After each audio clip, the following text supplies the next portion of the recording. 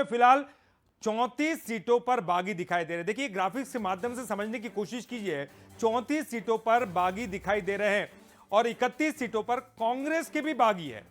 देख रहे हैं आप, ये समीकरण समझने की कोशिश कीजिए। बागी कहीं बहुत ज्यादा पीछे नहीं है, 34 और 31 के आंकड़ों में बहुत ज्यादा अंतर नहीं है, थोड़ी ज्यादा संख्या बीजेपी में दिखाई दे रही है। 34 का आंकड़ा दिखाई दे रहा है, लेकिन कांग्रेस में भी 31 बागी है। तो कहां कितने बागी, आपने ये समझे कि किस तरह से बीजेपी और कांग्रेस में बागियों की सियासत यहां पर दिखाई दे रही है। चलिए बीजेपी का हम रुख करेंगे, बीजेपी में कहां कितने बागी है ये आप बताने की कोशिश करते हैं, पार्टी वाइज आपको बताने की कोशिश करके सबसे पहले बीजेपी की बात करेंगे। बीजेपी में करीब 34 सीटों पर बागी है। तो ये बागी किस तरह से परेशान कर रहे हैं ये भी हम दिखाने की कोशिश करेंगे। देखिए तस्वीरें साफ है और तस्वीरें साफ तौर पर बयां करती है बुरहानपुर की। देखिए हर्ष चौहान या बागी बनकर बीजेपी के लिए मुसीबत पैदा करने वाले हैं। बीजेपी के लिए दूसरे बागी देखिए मनगवा से पन्नाबाई प्रजापति, जिनको टिकट नहीं मिला, नाराज हो गई और बागी बन गई हैं और अब बीजेपी के लिए मुश्किल है। बड़वारा से भी सामने आई है, जहां मोतीलाल कश्यप बीजेपी के लिए एक बड़े बागी बनकर मैदान में डट गए हैं। जबलपुर उत्तर मध्य की बात करें, कमलेश अग्रवाल बीजेपी के लिए मुसीबत पैदा कर सकते हैं। देखिए वो तस्वीरें, वो ग्राफिक्स के माध्यम से आपको समझाने की कोशिश कर रहे हैं। मुडवारा से देखिए अशोक विश्वकर्मा, जो कि भारतीय जनता पार्टी के लिए मुसीबत पैदा कर सकते हैं। सीधी से केदार शुक्ला, इनको टिकट नहीं मिला, नाराज हो गए और अब ये बीजेपी के एक बहुत बड़े बागी हैं और बीजेपी के लिए मुसीबत पैदा कर सकते हैं। सतना से देखिए शिवा चतुर्वेदी, ये नाराज हैं और बीजेपी के लिए बड़े बागी बन गए। तो तमाम वो नाम जो आपको ग्राफिक्स के माध्यम से हम दिखाने की कोशिश करें, ध्यान रखिए ये वो बागी है। राजीव यादव धार से, जो कि भारतीय जनता पार्टी के लिए मुसीबत पैदा कर सकते हैं। मनावर से रंजना बघेल, और वो भी बीजेपी की बागी उम्मीदवार हैं और बीजेपी के खिलाफ अब ताल ठोकती नजर आएंगी। पवई से संजय नगाइट, ये भी एक बड़े उम्मीदवार हैं। बीजेपी के बागी उम्मीदवारों की लिस्ट आपको दिखा रहे। टीकमगढ़ के के श्रीवास्तव, जो कि टीकमगढ़ से हैं और वो भारतीय जनता पार्टी से नाराज, उनके खिलाफ चुनाव लड़ रहे हैं। निवाड़ी से देखिए कमलेश देवलिया, इनको टिकट नहीं मिला, नाराज हैं और अब ये बगावत का बिगुल फूंक रहे हैं जो है भारतीय जनता पार्टी के खिलाफ। मांधाता से देखिए संतोष राठौर, ये कहीं ना कहीं कांग्रेस को फायदे में डालते हुए दिखाई देंगे, क्योंकि बीजेपी के खिलाफ जो है जाते हुए दिखाई दे रहे हैं। जोबड़ से देखिए माधो सिंह डाबर, ये बीजेपी के बागी हैं। चलिए अब ये भी दिखाते हैं, चलिए बागी तो हमने दिखा दिए, कितने बागी मैदान में और कितना नुकसान पहुंचा सकते हैं बीजेपी को, कहां से, ये भी दिखा दिया। अब आपको दिखाते हैं कि बीजेपी क्या कवायद कर रही है, आखिर इनको मनाना भी तो जरूरी है। तो मनाने के लिए बीजेपी की कवायद आपको दिखा रहे हैं। अमित शाह यहां आए, 3 दिन का दौरा किया मध्य प्रदेश का, उनका जो रणनीति है उसको बताने की कोशिश कर रहे हैं। बागियों से अमित शाह ने 1-to-1 चर्चा की है। जी हाँ, इतने बड़े नेता, लेकिन बागियों को के स्तर पर जाकर उनसे बातचीत की, 1-to-1 चर्चा की। वरिष्ठ नेता नाराज हैं, कार्यकर्ताओं से मिल रहे हैं और किस तरह से उन लोगों को समझाने की कोशिश की जा रही है, नाराजगी को दूर करने की कोशिश, उनको भविष्य में मौका देने का आश्वासन दिया जा रहा है, ताकि देखिए धीरे धीरे आप सोचिए कि आपको आगे आने वाले समय में क्या कुछ मिलने वाला है।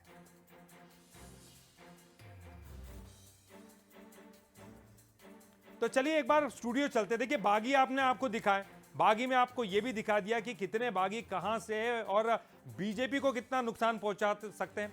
एक बार फिर से स्टूडियो में चलते हैं और ये जानने की कोशिश करेंगे कि कांग्रेस भी अछूती नहीं है। जी हां, कांग्रेस पार्टी की भी बागी हैं और वो किस तरह से नुकसान पहुंचाएंगे। प्रशंसा के पास चलते। बिल्कुल ललित, आपने सही कहा। जिस तरीके से आपने सीटें भी बता दी, ये भी बता दिया कि बीजेपी किस सीटों पर मुसीबत का सामना कर रही है, लेकिन सही कहा जिस तरीके से कांग्रेस भी इससे अछूती नहीं है, कांग्रेस भी इसी स्थिति से जूझ रही है। अब कांग्रेस के बागी किस तरीके से मुसीबत पैदा कर रहे हैं, कौन कौन सी वो सीटें हैं जहां पर बागी तेवर देखने को मिल रहा है, ये बताने के लिए सीधा रुख करेंगे नेक्स्ट स्टूडियो का। Over to you Lalit. बिल्कुल प्रशंसा, आपने सही कहा, क्योंकि कांग्रेस भी अछूती नहीं है और कांग्रेस के जो बागी है वो कितनी परेशानी पैदा करेंगे कांग्रेस के लिए और कहां है। चलिए सबसे पहले आपको वो दिखाने की कोशिश करते हैं ग्राफिक्स के माध्यम से। आप देखिए बुरहानपुर से नफीस मंशा खान, जो कि कांग्रेस के बागी है और कितना नुकसान पहुंचा सकते हैं ये कांग्रेस को पता होगा। आलोट से देखिए प्रेमचंद गुड्डू, कांग्रेस के एक बड़े नेता थे और अब वो आलोट से टाल ठोकरे कांग्रेस के खिलाफ। जावरा से हिम्मत श्रीमाल, उनको टिकट नहीं मिला, नाराज हैं और अब कांग्रेस के बागी बनकर जो है जावरा से ताल ठोक रहे हैं। बड़नगर से राजन सिंह सोलंकी, वो भी कांग्रेस के बागी हैं, कांग्रेस के खिलाफ लड़ रहे हैं। इसके अलावा अगर हम बात करें तो गोटे गांव से शेखर चौधरी कांग्रेस के खिलाफ अब ताल ठोकते हुए मैदान में दिखाई देंगे इस चुनाव में। तो कांग्रेस के बागियों की संख्या भी कम नहीं है। सुमावली से कुलदीप सिंह सिकरवार बार बार ये सीट चर्चाओं में रही, एक को टिकट देते हैं फिर दूसरे को टिकट देते हैं और इसी तरह से बागी पैदा हो जाते हैं। महू से देखिए अंतर सिंह दरबार, एक बड़े कद्दावर कांग्रेस के नेता, और अब वो महू से ताल ठोकते हुए नजर आएंगे कांग्रेस के खिलाफ। भोपाल उत्तर से अमीर अकील, आपको बता दें जिनको टिकट दिया गया है आरिफ अकील, उनके बेटे को टिकट दिया गया, तो चाचा अब ताल ठोकते हुए नजर आएंगे। हुजूर से जितेंद्र डागा कांग्रेस के बागी बन के मैदान में है। जितेंद्र डागा नाराज चल रहे थे कांग्रेस से, अब कांग्रेस के खिलाफ मैदान में। नागौद से यादवेंद्र सिंह जो है वो भी कांग्रेस के बागी है। चलिए अब ये भी दिखाते हैं कि कांग्रेस क्या कवायद करी, क्योंकि कांग्रेस भी चुप थोड़ी बैठी है, वो भी तो कवायद कर ही रही होगी कहीं ना कहीं नेताओं को मनाने की जो नाराज हो गए कांग्रेस से। वो आपको दिखाते कि कांग्रेस क्या कुछ कोशिश में लगी हुई है। तो बगावत थामने के लिए तमाम दिग्गज नेता कांग्रेस के वो सक्रिय हो गए, चाहे वो दिल्ली से हो चाहे वो मध्य प्रदेश से हो। कांग्रेस की दिल्ली में हाईकमान की एक बड़ी बैठक भी हुई, उसमें कमलनाथ को भी बुलाया गया, दिग्विजय सिंह को भी बुलाया गया। तो ये जो बड़े तमाम दिग्गज है वो दिल्ली में गए और भोपाल में वरिष्ठ नेताओं ने एक रणनीति बनाई। रणनीति क्या कि जो नेता नाराज है उनको कैसे मनाया जाए, उनको कैसे फिर से पार्टी में लाया जाए। तो नाराज नेताओं को संगठन में जिम्मेदारी दे दो, ताकि उनको एक जिम्मेदारी दे दी। जो नाराज है वो खुद ही जिम्मेदारी का निर्वहन कर रहे हैं, वो कैसे नाराज होंगे। सरकार आने पर निगम मंडल का भी आश्वासन दिया गया। देखिए जो नाराज हैं आज टिकट नहीं दे सकते, लेकिन निगम मंडल तो है। तो बगावत थामने के लिए तमाम दिग्गज सक्रिय।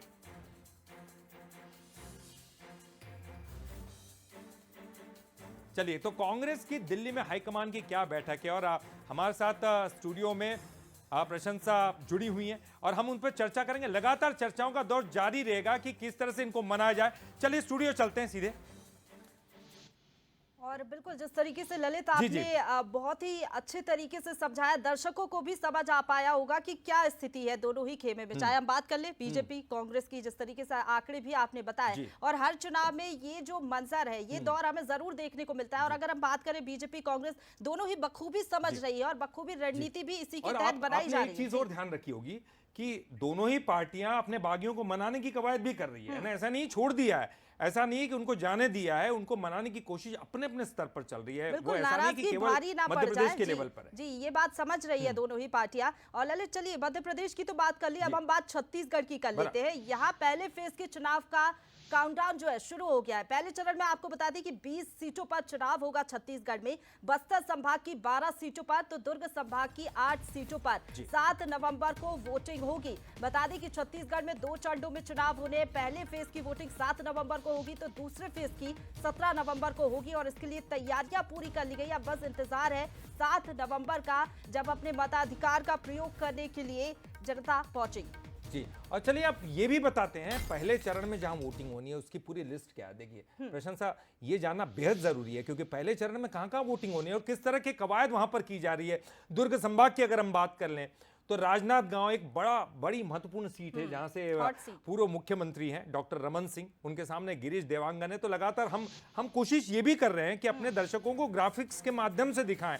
देखिए भावना बोरा बीजेपी से सामाजिक कार्यकर्ता, उनको खड़ा किया नीलकंठ चंद्रवंशी के सामने कांग्रेस से, पंडरिया से सीट जो हम बता रहे हैं, कवर्धा से देखिए मोहम्मद अकबर कांग्रेस का बड़ा चेहरा, उनके खिलाफ बीजेपी से विजय शर्मा।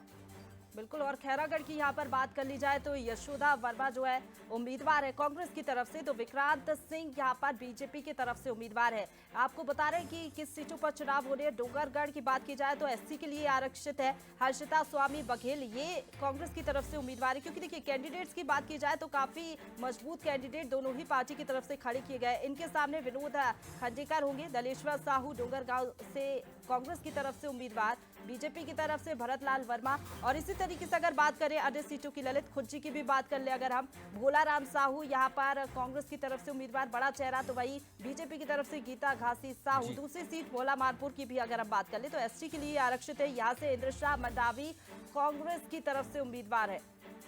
चलिए बस्तर संभाग की भी बात कर लेते हैं। देखिए एक एक सीट का बड़ा महत्व है। बस्तर जिसमें कांग्रेस ने ज्यादा सीटें जीती हैं, लगभग पूरा ही साफ कर दिया है, क्लीन स्वीप कर बीजेपी दिया को था, क्लीन जी। स्वीप कर दिया है।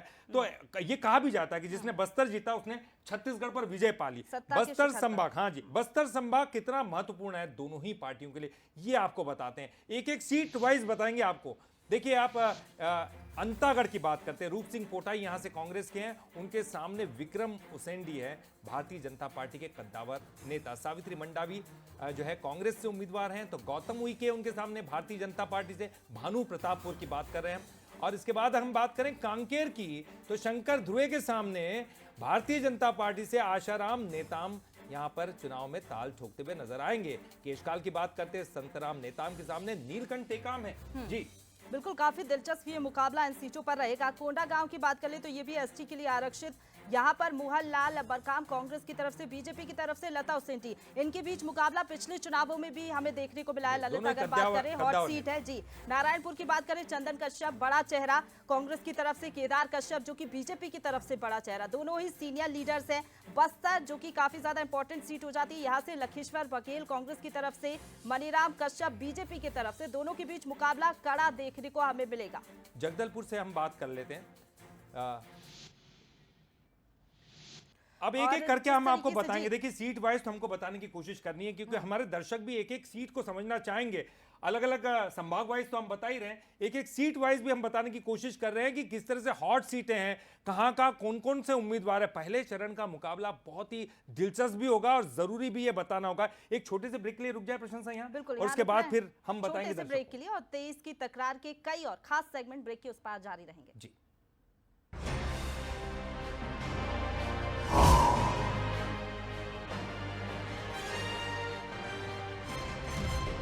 और अब बारी है बोले तो नेताजी की। जी हां, बड़वानी जिले की पानसेमल की जो सीट है उस पर कांग्रेस के विधायक चंद्रभागा किराड़े एक बार फिर से मैदान में। उनका दावा है कि कमलनाथ जी की गारंटी के दम पर चुनाव जीतेंगे, ये वो कह रहे हैं। कार्यकर्ताओं के बीच उन्होंने कहा कि इस बार नया इतिहास रचेंगे।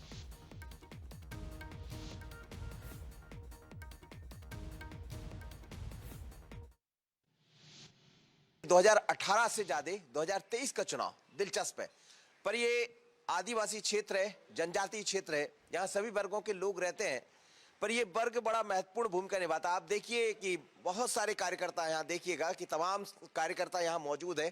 भारतीय जनता पार्टी अपना काम कर रही है, लेकिन कांग्रेस के ये कार्यकर्ता यहाँ अपने तरह से लगे हुए। चंद्र बाबा जी के साथ खड़े हैं, कोई पीछे खड़े हैं, कोई साथ खड़े हैं, लेकिन सब साथ नजर आ रहे हैं। चंद्र बाबा जी, बहुत सारे कार्यकर्ता आपके साथ खड़े हुए हैं, सब साथ है और बिल्कुल तैयारी है। बिल्कुल जोर शोर से, बहुत उत्साह है हमारे कार्यकर्ताओं में। चुनाव को लेकर, पंजे का चुनाव है और पंजा हमारे लिए सर्वोपरि है। मेरे गांव के कार्यकर्ता, मेरे शहर के कार्यकर्ता सब मिलके उत्साहित है और काम करने के लिए सब ने कमर कस ली है। लेकिन कई दूसरे कमर भी कसते रहे बीच में, तो वो एक चुनौती तो नहीं है बीच में?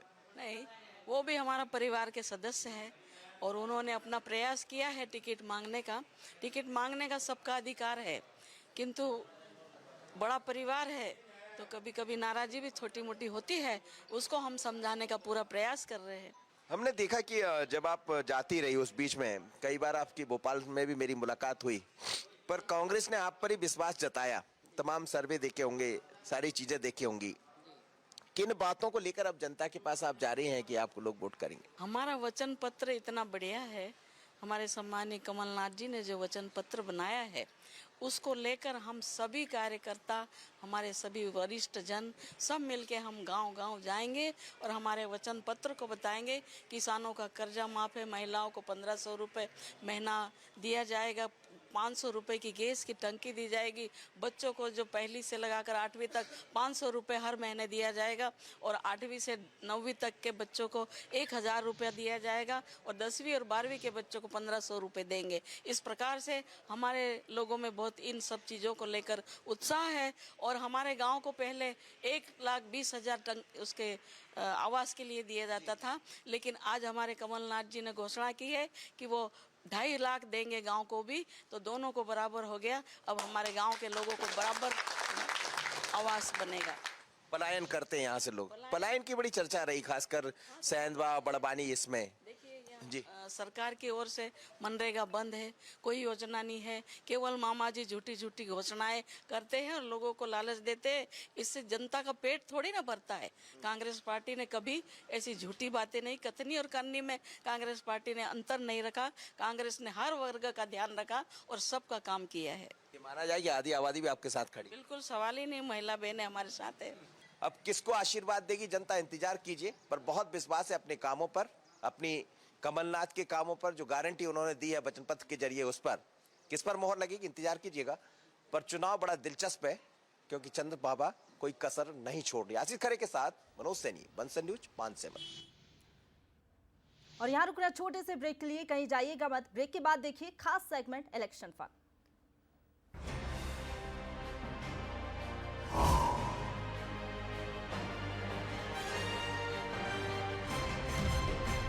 मेरे और प्रशंसा के साथ, और अब बारी इलेक्शन फन की है। प्रशंसा देखो, चुनाव के दौरान दोनों ही पार्टी के प्रत्याशी हों, चाहे कोई उम्मीदवार के साथ साथ कार्यकर्ता हो, बहुत मेहनत करते हैं, जमकर मेहनत करते हैं। टेंशन भी रहता है, जीतना है चुनाव क्योंकि, लेकिन उसके बीच में इलेक्शन का एक फन भी दिखाई देता है। बिल्कुल, कई बार ऐसी तस्वीरें भी सामने आती है जो कि इंदौर से सामने आई है। सांसद शंकर लालवानी और मंत्री तुलसी सिलावट भजनों पर झूमते हुए नजर आए हैं। और जिस बात का आप जिक्र कर रहे हैं कि कई बार टेंशन भी होता है, और आप कह रहे थे कि चुनावी तैयारियों में जुटे हुए रहते हैं राजनेता, लेकिन ऐसे में देखिए इस तरीके की जो तस्वीरें सामने आती है, टीवी स्क्रीन पर हम दिखा भी रहे हैं, जमकर झूमते हुए दोनों ही नेता जो है वो नजर आ रहे हैं। बिल्कुल, सांसद हैं शंकर लालवानी और देखिए मंत्री हैं तुलसी सिलावट, और यहाँ पर अब सब कुछ टेंशन फ्री, क्योंकि यहाँ सामने जो जनता बैठी है उनके बीच में मनोरंजन के कुछ क्षण भी होते हैं। अपने उम्मीदवारी के साथ साथ बहुत सारी बातें जनता के बीच में जाकर करनी होती है, कुछ टेंशन रिलीज भी किया जाता है। भजन, और ख़ास तौर पर भजनों पर झूमते गाते ये दोनों बड़े ही वरिष्ठ नेता हैं।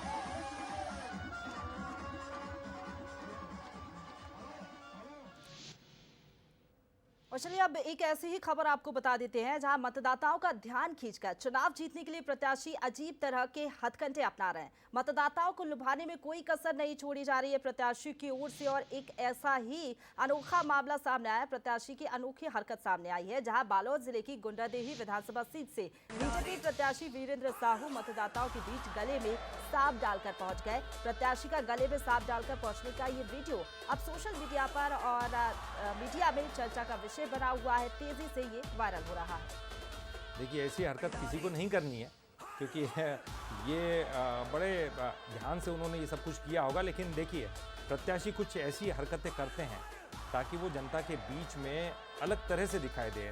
गले में सांप डालकर ये गुंडरदेही के प्रत्याशी वीरेंद्र साहू, इनका वीडियो ये जमकर वायरल है।